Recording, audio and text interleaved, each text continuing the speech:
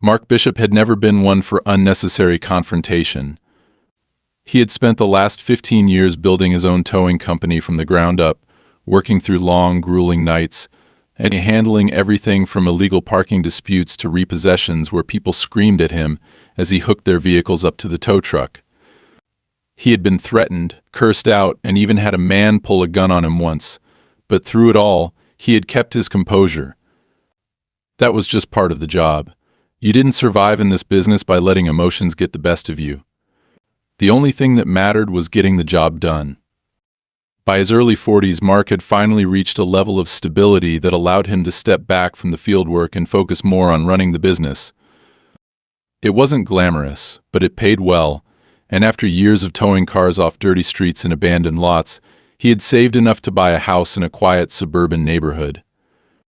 He wasn't looking for luxury, just a place where he could have some peace after years of constant work.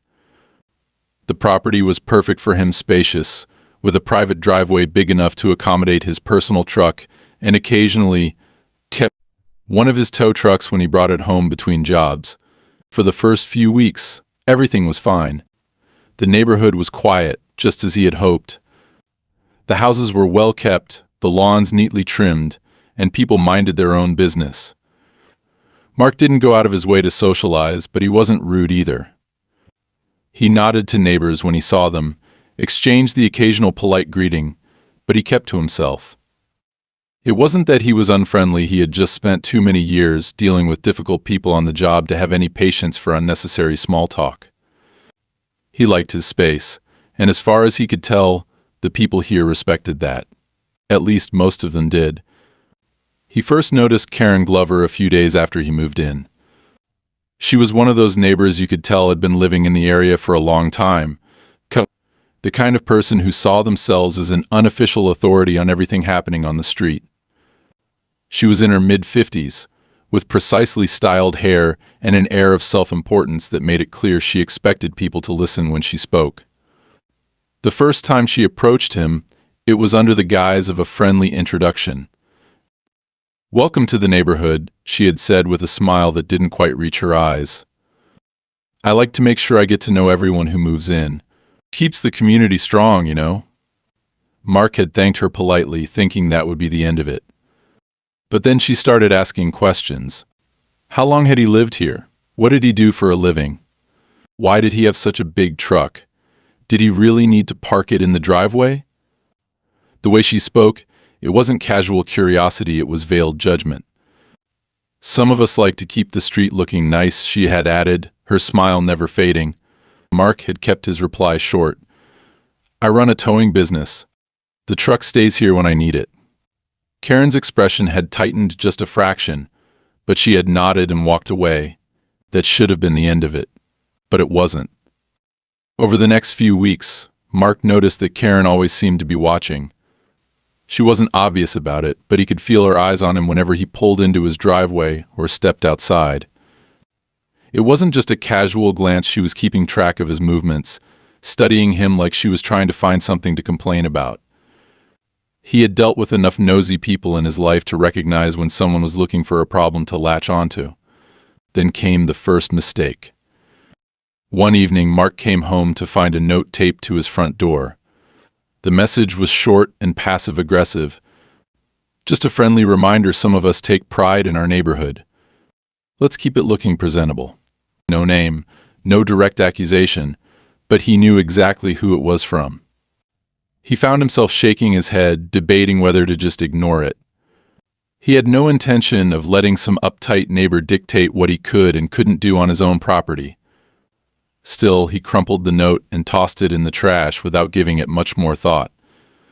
But Karen wasn't the type to let things go.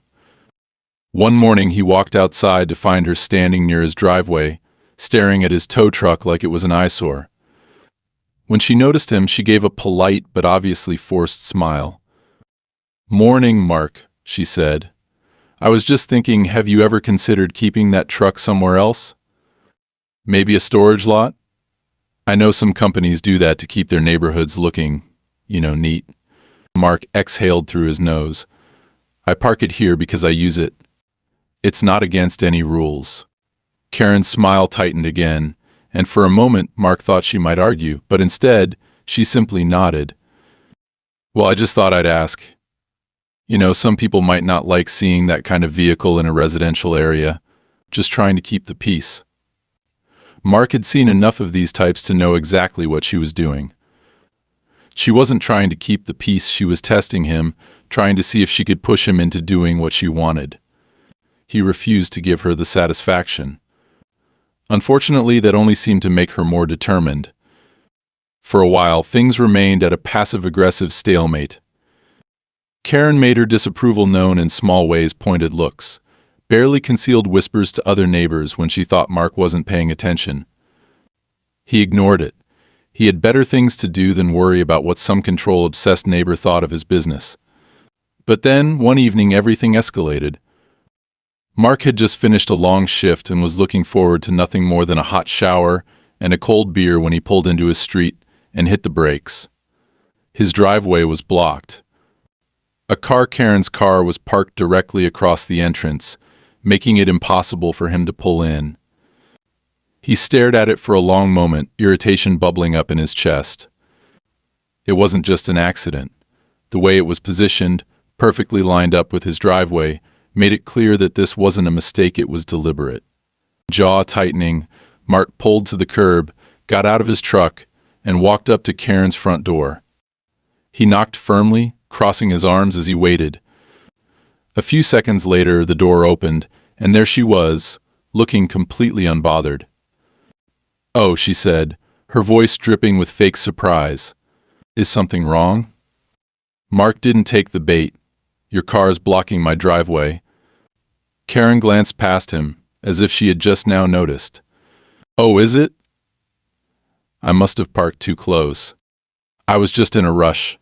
I'll move it when I have a chance." Mark held her gaze, his patience wearing thin. "Move it now." She smiled, but there was an unmistakable glint of satisfaction in her eyes. "I'm a little busy at the moment, but I'll get to it." "You don't mind waiting, do you?" She was testing him again, and this time she wanted to see how far she could push before he snapped. Mark didn't react. He didn't argue. He simply turned on his heel and walked back to his truck. Karen thought she had won. She had no idea just how wrong she was. Mark sat in his truck, gripping the steering wheel tightly, staring at Karen's car as it sat there, deliberately blocking his driveway. He exhaled slowly through his nose, willing himself to stay calm, but the tension in his jaw refused to ease. This wasn't just some careless mistake. Karen had done this on purpose, and she was waiting, daring him to react in a way that would justify her playing the victim. He had dealt with plenty of manipulative people before, but something about Karen's smug, calculated pettiness made his skin crawl. She wasn't just an annoying neighbor, she was someone who enjoyed pushing people to their limits just to see them snap. Mark wasn't going to snap. Instead, he reached into the glove compartment, pulled out his phone, and snapped a few pictures of her car. He made sure to capture the way it was perfectly aligned to block his driveway, how close it was to his property line, and most importantly, how there was no logical reason for it to be there. If she was trying to provoke him, he wasn't going to give her the reaction she wanted, he was going to make her regret thinking he was someone who could be played. He stepped out of his truck, his boots crunching against the gravel, and walked around Karen's car, taking his time to inspect it. He wasn't surprised to find that she had removed anything identifiable from the dashboard: no parking permit, no papers in view, nothing that could be used to immediately prove ownership. Of course, he already knew it was hers, but it was yet another sign that this wasn't some innocent mistake. She was covering her tracks, even if only symbolically. Mark turned back toward his house, ignoring the twitching blinds from Karen's window, where she was undoubtedly watching. He went inside, set his keys down, and sat at his kitchen table, already running through his options. Calling the police was pointless, this was private property, and unless her car was stolen or obstructing a public road, they wouldn't bother sending anyone out. He could try talking to her again, but that would just give her another opportunity to gloat, and he had no intention of giving her that satisfaction. No, there was only one real option. Mark reached for his phone and called one of his tow truck drivers, Jesse. The younger man answered on the second ring, his voice groggy, like he had just woken up. "Boss?" Jesse mumbled. "You need a truck at my place," Mark said simply, his tone flat. There was a pause, then the sound of Jesse clearing his throat. Something wrong? Just get here. I'll explain when you arrive." Jesse, to his credit, didn't ask any more questions. Mark ended the call and leaned back in his chair, waiting. He didn't pace, didn't fume, he just sat in silence, his fingers drumming lightly against the table. He knew exactly what Karen was doing, and he knew she thought she was in control of the situation. She believed she could inconvenience him, get under his skin, and make him dance to whatever game she was playing. But what she didn't understand, what she never could have anticipated, was that she had picked the absolute worst person to pull this stunt on. 15 minutes later, the familiar rumble of a tow truck echoed down the quiet street. Mark stood, stretched his shoulders, and stepped outside just as Jesse pulled up in one of the company's rigs. The young man leaned out of the driver's side window, his eyes scanning the scene before landing on the obstructing vehicle. "That it?" Jesse asked, jerking his thumb toward Karen's car. Mark nodded. Jesse let out a low whistle. "Damn, someone's got balls blocking your driveway like that." "Not for long," Mark muttered. Jesse wasted no time. He hopped out of the truck, grabbed his gloves from his back pocket, and got to work. Mark stayed nearby, arms crossed, watching as Jesse efficiently hooked Karen's car up to the winch.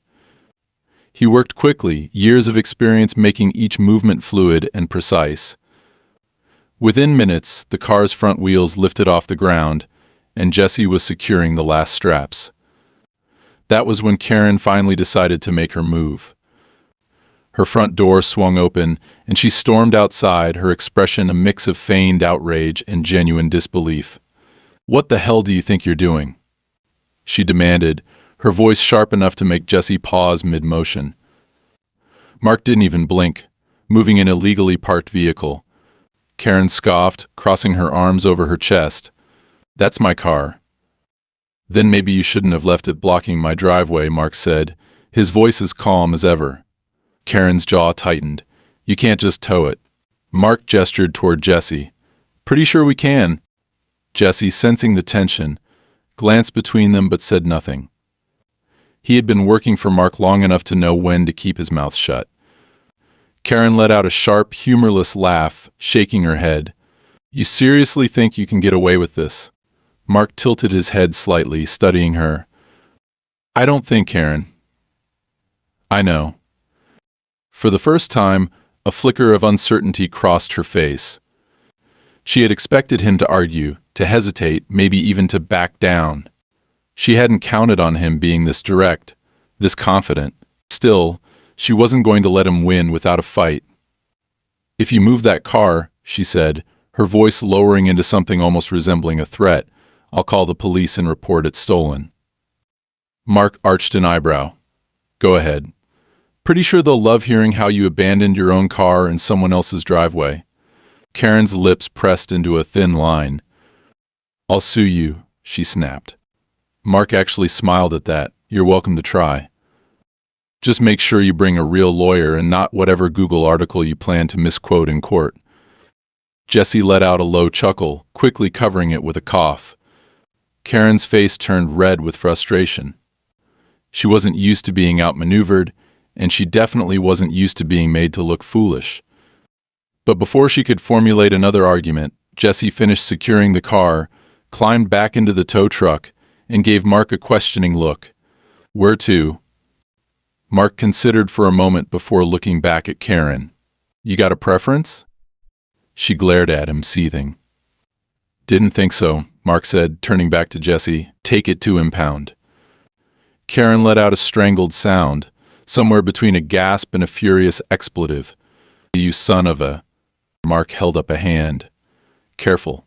You wouldn't want to get fined for public disturbance on top of the impound fee." Jesse, taking that as his cue, shifted the truck into gear. With a loud hiss of hydraulics, the tow truck began pulling away, Karen's car in tow. She stood frozen on the sidewalk, fists clenched at her sides, watching in silent horror as her vehicle disappeared down the street. Mark turned and walked back toward his house, not bothering to look at her again. She thought she had control. Now she knew better. And this was only the beginning. Mark had expected Karen to retaliate. He knew her type, people who thrived on control, who couldn't handle the idea of being outplayed, who saw every situation as a power struggle where they had to be the ones pulling the strings. The moment he had her car towed, he had sealed the inevitable. She was going to come at him harder, and she wasn't going to stop until she either won or was completely destroyed. He just wasn't sure which route she was going to take. The first sign came the next morning. Mark stepped outside, coffee in hand, and noticed a small pile of garbage bags stacked neatly at the edge of his driveway. At first, he thought it might have been a mistake, a mix-up from the trash collectors, but as he got closer, he saw that the bags weren't even full. They were filled just enough to look like garbage, but not enough to warrant pickup. Someone had put them there deliberately. He didn't need to guess who. Mark let out a slow breath, willing himself not to react emotionally. He bent down, grabbed the bags, and tossed them effortlessly into his truck bed. If this was the best Karen could do, she was playing a weak game. But he knew it was just the start. That afternoon, he received a call from one of his drivers. "Hey boss, we got a problem." Mark frowned. "What kind of problem?" "The city's saying we need a special permit to tow within certain residential areas. We never needed one before, but they're suddenly asking for paperwork we don't have on file." Mark clenched his jaw. "Let me guess, it applies only to specific districts." "Yeah, and your neighborhood's one of them." Mark hung up without another word, his mind already racing. He and Karen had pulled strings. She had used whatever influence she had to stir up bureaucratic red tape, trying to jam up his company's operations. It was a classic move. If you couldn't attack someone directly, you went after their livelihood. That was fine, he could play that game too. Instead of wasting time arguing with city officials, Mark immediately called his lawyer. Within an hour, he had the necessary forms expedited and submitted, ensuring that his business was untouchable. Whatever Karen had pulled to get those restrictions in place, it wasn't going to last long. But he knew she wasn't done yet. The next few days were a series of petty, calculated attacks. A noise complaint was filed against him, claiming his trucks were too loud in the early mornings, despite the fact that they hadn't been operating in the neighborhood at all. A fake report was sent to animal control, claiming that his non-existent dog was a menace to the community. Someone, though Mark didn't need to guess who, went as far as to scrape the side of his truck with a key, a deep, deliberate gouge running across the metal. It was like watching a child throw a tantrum, except this child had a deep-rooted sense of entitlement and too much time on her hands. But Mark wasn't a man who broke under pressure. He had spent years in an industry where people tried to intimidate him daily. He had taken on angry car owners, gang-affiliated tow disputes, and even been in court battles over fraudulent vehicle claims. Karen was a nuisance, but she wasn't the first, and she wouldn't be the last. That's why he didn't retaliate immediately. Instead, he waited. And then, one night, Karen made her biggest mistake. It was around 1 a.m. when Mark's security system alerted him to movement outside. He wasn't asleep. He had gotten into the habit of keeping an eye on things after everything that had been happening, but the motion sensors rarely went off unless something unusual was happening. He checked the cameras from his phone, expecting to see some raccoons or maybe a stray cat, but instead he saw a figure near his truck. Karen. She was crouched down next to the driver's side tire, fumbling with something. The grainy night vision footage wasn't perfect, but it was clear enough for him to see the glint of something in her hand. A knife. Mark didn't hesitate. He moved quickly, pulling on his boots and stepping outside as quietly as possible. The night air was crisp, the streetlights casting long shadows across the pavement. He didn't say a word as he approached, didn't give her the satisfaction of knowing he was coming. He just waited, watching as she struggled to jam the blade into the rubber of his tire. Then, just as she twisted her wrist to apply more pressure, he spoke. "That's not very neighborly of you, Karen." She froze. For a moment she didn't move at all, as if she thought that maybe, just maybe, if she stayed perfectly still he wouldn't be able to see her. Then, slowly, she turned her head to look up at him. Her face was a mask of shock and anger, her mouth opening and closing as if trying to find the right excuse, the right lie, the right way to twist the situation in her favor. But nothing came out. Mark stepped forward, towering over her. "You want to tell me what you're doing?" Karen's expression twisted into something ugly. I dropped my keys." Mark arched an eyebrow. "Right next to my tire? With a knife in your hand?" She clenched her fists, clearly realizing that there was no good way to spin this. "You don't have proof." Mark pulled out his phone, turned the screen toward her, and hit play. The security footage played in silence, the black and white image of her crouching, the glint of the blade, the unmistakable motion of her trying to stab the tire. Her face drained of color. Mark smiled. "That looks like proof to me." She opened her mouth again, but nothing came out. There was nothing she could say, no excuse that would hold up against what he had just shown her. "You have two choices," Mark continued, his voice calm.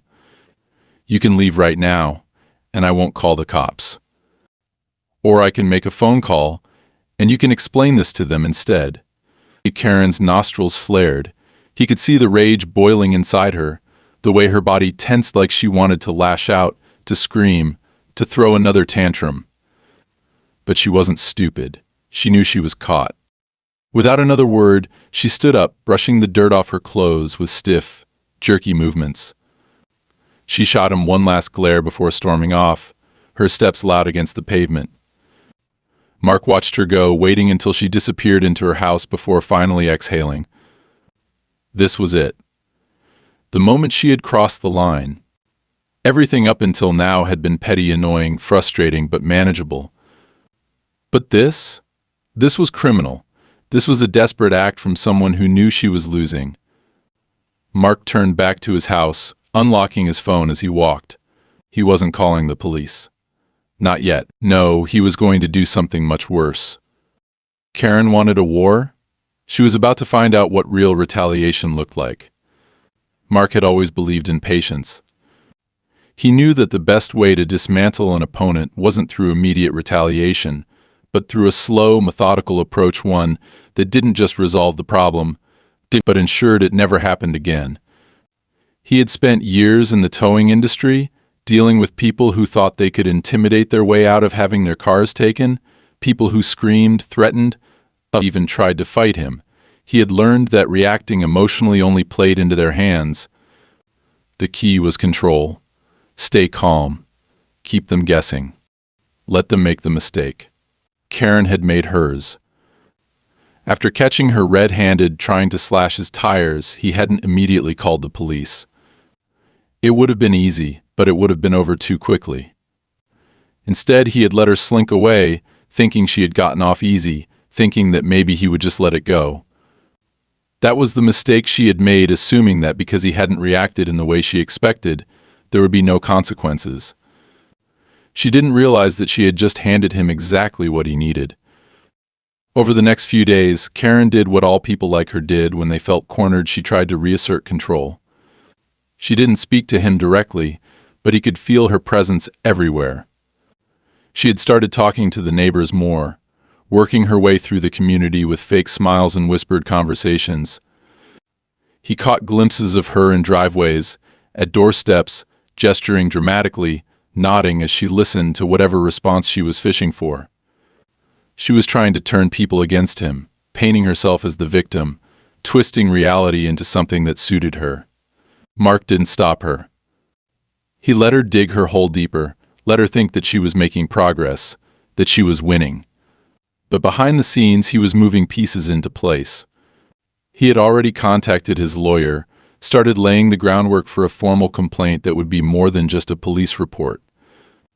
He was going after her legally, but in a way that wouldn't just result in a fine or a slap on the wrist. He wanted her cornered with nowhere to run. Then, something happened that made his decision even easier. It was late in the evening when the first real sign of escalation appeared.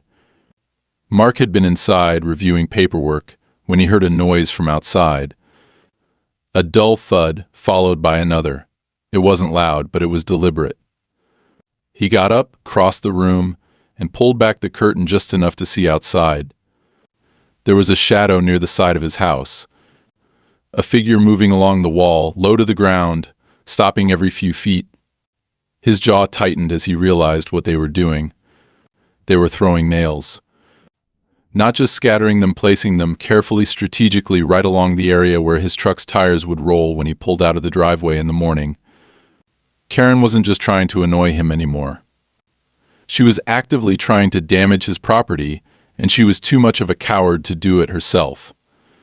She had sent someone else to do her dirty work. Mark didn't react immediately. He let the person finish, let them think they had gotten away with it.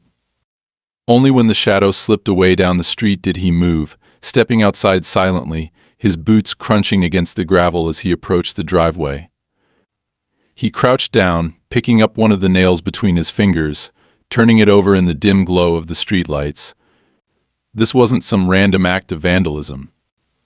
These were roofing nails, short but sharp, scattered in a way that ensured maximum damage if he had driven over them. This was planned, calculated. He let out a slow breath, stood up, and pulled out his phone. He wasn't calling the police. Not yet. Instead, he called Jesse. His driver picked up on the second ring. "Boss?" "I need a favor," Mark said. "You busy?" There was a pause, then a chuckle. "Depends on what kind of favor we're talking about." Mark glanced down at the scattered nails. The kind where we remind someone why it's a bad idea to pick a fight with the wrong person. Jesse didn't ask for details. He didn't need to. He just said, "Be there in 20. By the time Jesse arrived, Mark had already swept up the nails, bagging them in a clear plastic bag. He had also checked his cameras, confirming what he already suspected: the person who had thrown them wasn't some random troublemaker. It was a teenage boy, someone from the neighborhood. But what stood out wasn't who he was. It was who had been watching from a distance. Karen. She had been standing on the sidewalk, arms crossed, supervising. She hadn't just sent someone to do her dirty work. She had stood there and made sure it was done properly. That changed everything. Jesse climbed out of the truck, cracking his neck as he took in the scene. "So what's the plan?" Mark held up the bag of nails. "We're going to make sure Karen understands that every action has consequences." Jesse smirked. "I like where this is going." They didn't go to Karen's house. That would have been too obvious. Instead, Mark made a few calls, pulling in some favors, setting up a chain reaction that would hit her where it hurt. The next morning, the first domino fell. Karen woke up to find her own driveway blocked. Not by a single car, but by three. 3 vehicles, parked perfectly, strategically, making it impossible for her to leave. They weren't just any cars. They were vehicles that had been towed from various parts of the city, legally impounded, but released just long enough to serve their purpose. Karen came storming out, phone in hand, already dialing. Mark was already outside, leaning against his truck, sipping his coffee, waiting. She spotted him immediately, her face twisting in fury. "You did this." Mark smiled. "Did what?" She gestured wildly at the cars. "You think this is funny?" He took another sip of coffee. "I think it's an inconvenience. Kind of like having your driveway blocked when you need to get to work." Karen's nostrils flared. This is harassment. I'll have you arrested." Mark shrugged. "I don't own those cars. And last I checked, this is a public street." Karen turned, marching toward the first car, ready to start screaming at whoever was inside. But when she reached it, she stopped. The car was empty, so was the second one. In the third, her fingers tightened around her phone as she realized the truth. There was no one to argue with. No one to move the cars. She was stuck. Mark watched as she seethed, as she tried to figure out what to do next. She was spiraling, her carefully constructed sense of control slipping through her fingers. And he wasn't done yet. Before she could formulate her next move, a tow truck pulled up. Not one of the city's contracted companies. They had received an anonymous tip about a parking violation. Karen whirled around. "No, these cars aren't mine." The driver shrugged. "Not my problem." One by one, the cars were towed away, leaving Karen standing there, shaking with rage. Mark finished his coffee, set the cup down, and met her furious glare with a calm, steady look. "This ends one of two ways," he said. "You can keep playing games, or you can accept that you lost." Karen clenched her fists, her body practically vibrating with anger. But for the first time, she didn't have a response. Mark nodded. "That's what I thought." He turned and walked away, knowing full well that Karen wasn't done, but neither was he. Mark had expected Karen to crumble after what happened with the blocked driveway. He had thought that maybe, just maybe, she would realize that she had lost and quietly back down. But people like Karen didn't know how to back down. They didn't know how to accept defeat. Instead, they doubled down, convinced that they just needed to push a little harder, manipulate a little better, find one last move that would turn everything in their favor. That was exactly what she was doing. The first sign that she wasn't finished came the next evening. Mark had just gotten home, parking his truck in the driveway, when he noticed something off. His mailbox had been tampered with. The lock was slightly bent, the edges scratched as if someone had tried to pry it open, but had either given up or been interrupted. He ran his fingers over the damaged metal, exhaling slowly. Someone had been desperate to get inside. He already knew who. Karen wasn't the type to get her own hands dirty, at least not if she could help it. But after the last few incidents, she was becoming more reckless, more desperate. She wasn't just trying to annoy him anymore. She was trying to hurt him, trying to find something, anything, that she could use against him. He unlocked the mailbox and pulled out the contents, flipping through them carefully. Bills, a few flyers, a letter from the city, probably another pointless complaint she had filed. Nothing that looked particularly useful to her. But the fact that she had tried to break in at all meant one thing: she was running out of options. Mark wasn't going to wait for her next move. It was time to take control again. That night, he made a call to an old friend, someone who owed him a favor. The conversation was short, direct, and by the time he hung up, he knew that by morning he'd have everything he needed. And sure enough, he did. At exactly 7:30 a.m., a city official knocked on Karen's door. She opened it in her robe, still groggy, clearly not expecting company. The moment she saw the badge clipped to his belt, her face hardened, but before she could say anything, he handed her a document. "Ma'am, we received a report regarding unauthorized structural modifications to your property," he said, his voice businesslike. "We'll need to conduct an inspection." Karen's mouth opened and closed. "What? I haven't." The complaint was filed anonymously, the official continued, completely uninterested in her protests. "But based on preliminary satellite images, there's enough of a discrepancy to warrant a review." Mark, watching from his porch with his coffee in hand, could almost hear the gears turning in Karen's head. She was trying to figure out if this was connected to him, trying to decide whether to fight it or play dumb. You can't just barge in and... "This is a notice of compliance," the man interrupted, holding up another form. "If you refuse inspection, you'll be issued a fine, and a court order may be filed." Karen's fingers curled into fists at her sides, but she forced a smile. "Fine. Do what you need to." The official nodded and stepped inside. Mark smirked, sipping his coffee. That was just the beginning. Over the next week, Karen's life became a bureaucratic nightmare. Every minor violation on her property was suddenly flagged. Every permit she had cut corners on was reviewed. The city had no mercy once an inspection was triggered, and Mark knew that. That was why he had waited. He hadn't needed to fabricate anything. Karen had done all the work herself. All it took was someone pushing the right button. But Karen wasn't done fighting.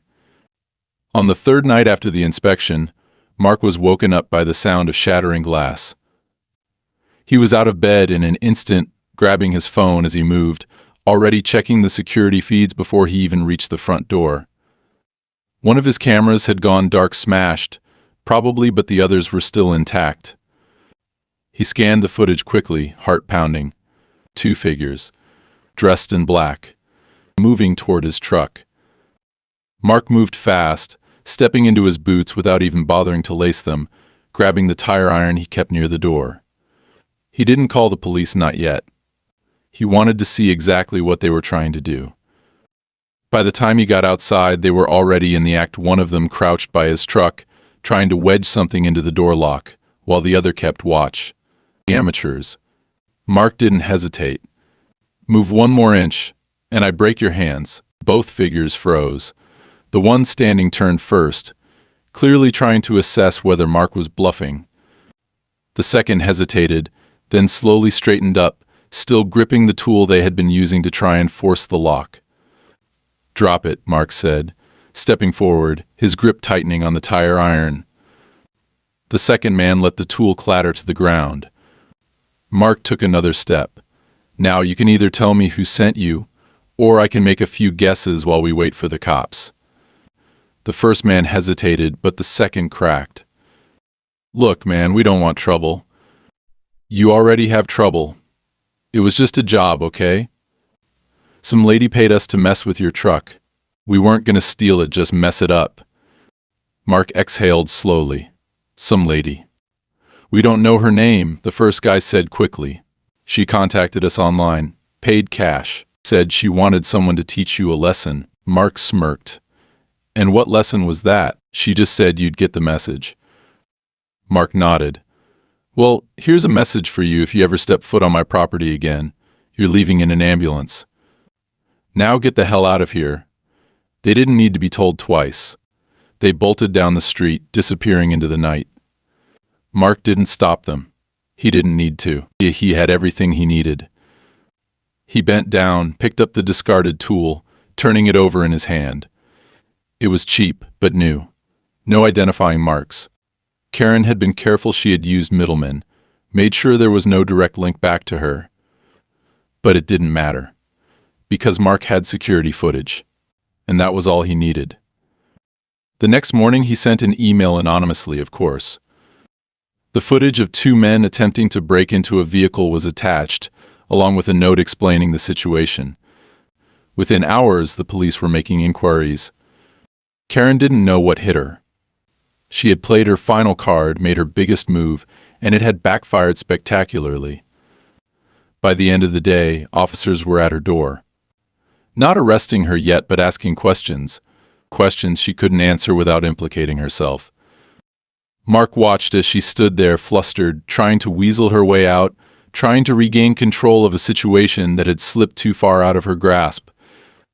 And for the first time since this all began, he saw something in her expression that hadn't been there before. Fear. She wasn't in control anymore. Mark had broken her, and now he was going to finish what she had started. Karen had spent weeks pushing, testing, and escalating, convinced that Mark would eventually break, that he would either lash out recklessly or give up and move away. But she had miscalculated. Mark wasn't the type to scare easily, and he wasn't the type to fold under pressure. He was patient, methodical, and above all someone who understood how to dismantle a person without ever laying a hand on them. He had spent years in a business that required playing by the rules while knowing how to bend them when necessary, and now, Karen was about to find out what it meant to be on the losing end of a battle she had started but never truly controlled. The police had been at her house twice in 2 days, asking questions she couldn't answer, circling her like sharks smelling blood. She had managed to avoid any immediate consequences, but the fear was evident in the way she carried herself. The confidence was gone, replaced by paranoia. She looked over her shoulder more often, spoke in clipped tones, and avoided Mark entirely.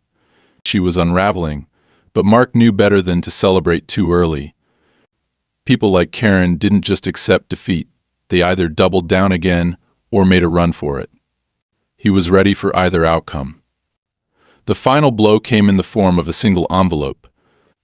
Mark had been gathering evidence for weeks, keeping records of every complaint, every act of vandalism, to every provable instance of Karen trying to manipulate the situation in her favor.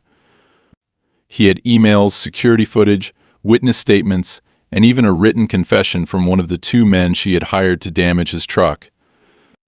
All of it was airtight, all of it neatly compiled into a case that would leave her with no escape. And so, late one evening, while the neighborhood was quiet and the sky was painted in the deep shades of twilight, Mark walked up to Karen's doorstep and slid the envelope under her door. He didn't knock. He didn't wait. He simply turned and walked back to his house, sat on his porch, and waited. It took less than 15 minutes before the lights inside flicked on, before he heard the rustling of paper, followed by the unmistakable sound of something being thrown across the room. And then, just as he expected, the door burst open. Karen stood there, clutching the envelope, her face pale, her hands shaking. She looked across the street at Mark, who simply leaned back in his chair, sipping his drink, completely at ease. She stormed toward him, stopping just at the edge of his property, her breathing ragged. "You think this is funny?" Mark set his glass down. "Not particularly." "You can't do this," she hissed. "You have no right." "I have every right," he interrupted, his voice calm but firm. "That's the difference between you and me, Karen. I don't do things that can come back to bite me. You, on the other hand, you made mistake after mistake and now you get to deal with the consequences." Her fingers tightened around the envelope. "I can fix this." Mark smirked. "No, you can't." She opened her mouth to argue, but nothing came out. She knew he was right. There was no way out, no last-minute scheme that could undo everything. She had spent too much time believing she was untouchable, but all it took was one person who refused to play her game to bring her crashing down. "You don't understand," she whispered, almost to herself. "I understand perfectly," Mark replied. "You thought you could push me, just like you've pushed other people before me. You thought you could wear me down, make me miserable, make me second-guess myself. But all you did was show me exactly how to beat you." Her breathing was uneven now, her gaze darting toward her house as if looking for an escape route. "What do you want?" Mark tilted his head. "That's the thing, Karen. I don't want anything. I never did.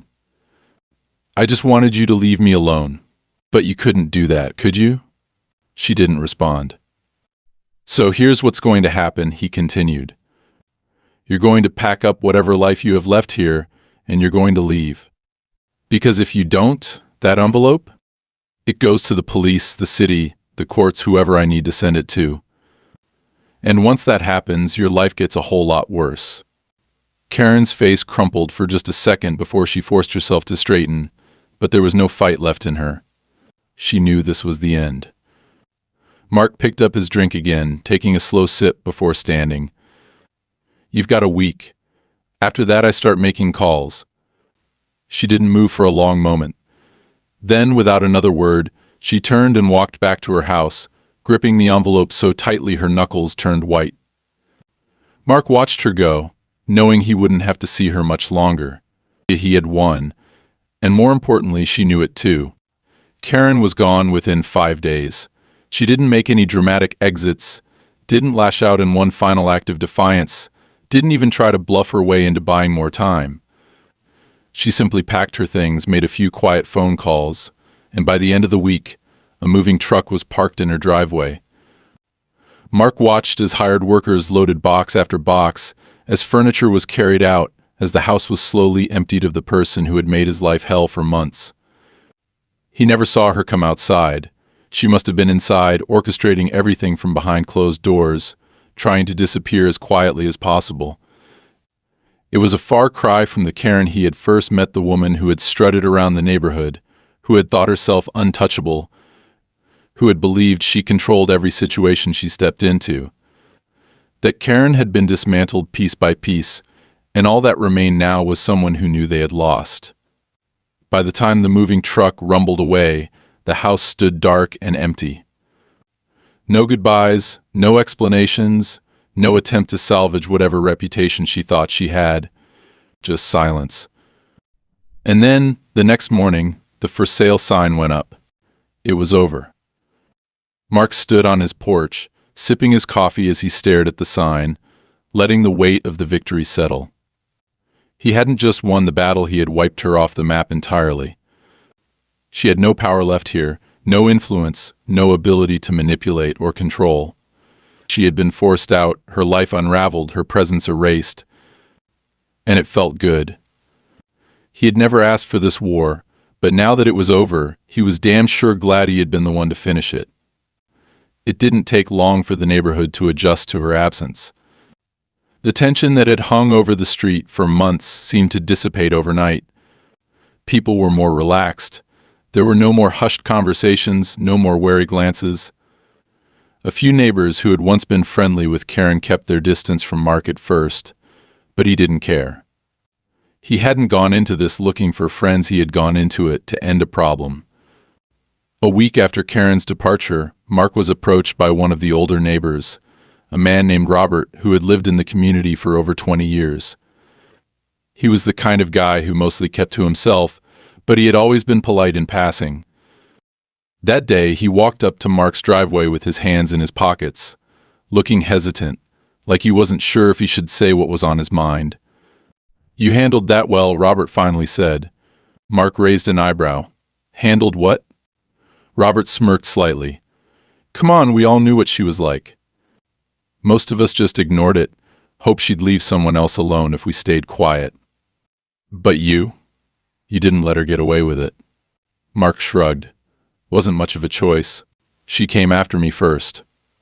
"Still," Robert said, nodding toward the now vacant house, "not many people would have had the patience to do what you did. Most people would have snapped, made a mistake, given her the upper hand. But you played it smart." Mark didn't say anything at first. He just took another sip of coffee, letting the words sink in. He hadn't thought of it that way, but Robert was right. Karen had tried everything: manipulation, intimidation, legal tricks, outright criminal acts. She had pushed him, dared him to react, to lose control. But he never had. He had stayed 2 steps ahead, made his moves carefully, let her dig her own grave. And in the end, that was why he had won. Robert gave a small nod of approval before turning to leave. But before he walked away, he glanced back one last time. "Glad you're still here," he said. "She made this place worse. You made it better." Mark watched him go, then looked back at Karen's old house. "Oh, why Karen pepper sprays Army vet service dog at BBQ, calls 911 when she gets hurt. Better." Yeah, he supposed that was true. It was a strange feeling, standing there with the war over, with the enemy gone, with nothing left to fight. He had spent months locked in a battle he hadn't asked for, and now that it was done, there was nothing but silence. But it was a good silence. A well-earned one. For the first time since moving here, he could finally enjoy his home the way he had intended to. No more threats. No more games. No more Karen. And that was all he had ever wanted.